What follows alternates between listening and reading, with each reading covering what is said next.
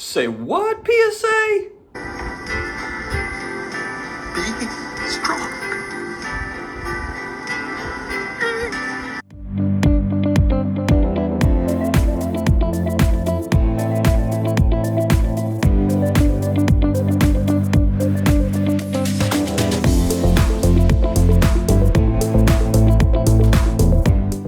Big public service announcement from PSA. Wowzers. Hello to all my sports card collector investors, all my collectibles friends. It's good to see you. We have made it to Wednesday. We're halfway through the week. Hope that everybody is doing awesome. We are going to talk about some pretty big news, frankly. And I feel like every week we've had kind of some big news coming through the pike.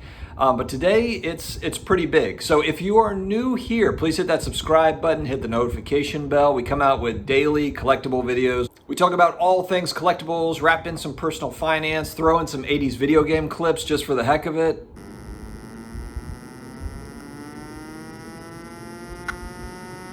We're here to have a good time. That is the bottom line, guys. So thank you very much for joining. All right, PSA has essentially suspended all of their lower level grading services for really all the services that are between $20 and $150, those service levels. Their estimated time to get back on track and be able to run the full gamut is July 1st, so about 90 days to get their backlog in order and to get things going. You know, I'll be honest with you, yes, it is surprising, but it's not really that surprising to me in the sense that if you look at kind of PSA's actions really over the last 6 months, they've been perfectly fine with kind of some short-term pain for that long-term gain. And this is another one of those instances where I feel like 5 years from now, we're not going to remember this 90-day hiatus where they suspended, for a period of time. They're looking to really, I think that this means that they're really serious about ramping up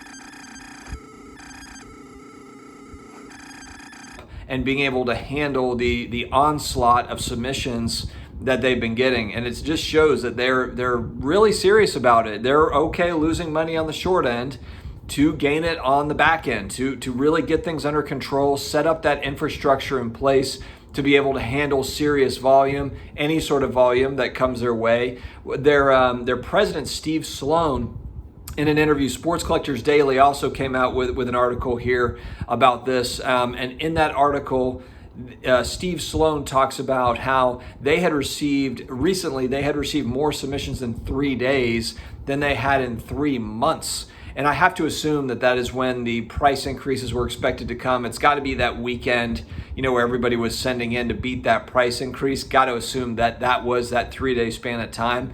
But that is absolutely insane. Think about that. 3 days, worth of submissions was more than 3 months of their typical submission load. That is unbelievable demand, And it's kind of funny too, because I remember there was people that came out kind of controversially saying that PSA had not raised their prices enough in this past time around. And this kind of proves that point of just that, look, the demand is there. It's not slowing down. People want graded cards. But this sort of thing just kind of, it brings about more questions than really anything else for me. And that's going to be kind of the speculation that we see across the board now, that really PSA is going to be out of the fold as far as submission goes for the next 90 days, which in the hobby it's a long time. It'll go by and it'll be fine. That's assuming that they get back, that they're able to get, to be back in 90 days at full function. That's their goal is July 1st. What if that turns into August 1st, September 1st, December 1st? That's going to be what's really kind of interesting to watch here. And then with that, does it give an opening? Is someone going to actually take advantage of this, whether it be, Beckett or whether it be, whether it be BGS or SGC or HGA or CSG or, any of these companies, who is going to come in and kind of, take some of that load? Because, and then the other part is for the existing companies that are now caught up. I think about SGC, that they're caught up and now they're hitting their, stride and they're hitting their times. 25 days is 25 days. It just tells me that that's going to go out the window. It just, and the same with BGS. Because what's going to happen? People are going to flood SGC with submissions, and they're just not going to be able to handle it, I don't think, unless they have scaled up as well, and I'm just not aware of it. But that's going to be really interesting to see, is kind of that play of what are people going to do. And then also the people that are really big buy raw, grade, or do a break and grade, are they going to leave the hobby? Is that their deal? That's kind of all they do, and are they going to be gone, or are they going to sit on the sidelines for the next 3, 4, 5 months? Or are they going to just hobby differently? Are they going to just buy already graded cards and look to move those, and or hold them long term? Are they going to just buy raw cards and sit on them? Or are they going, what are they going to do? Are they going to put money into other types of sports collectibles platforms, or new sorts of options out there?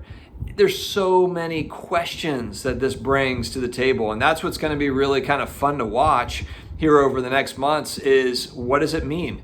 I think my impression of this is that this is going to be a speed bump in the road to really ultimate PSA dominance.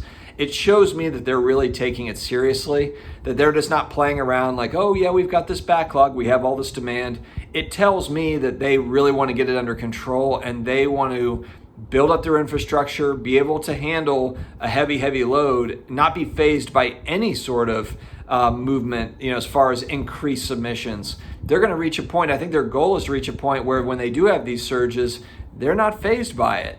And then they're also able, I know I had spoken in another video about it, but Matt Turner has also hinted at other collectibles and other things that they might get into. So this looks to me like a long-term play. It's a power play, really. I think it is. PSA is number one, and it just shows, again, they're not playing around. They're taking this seriously.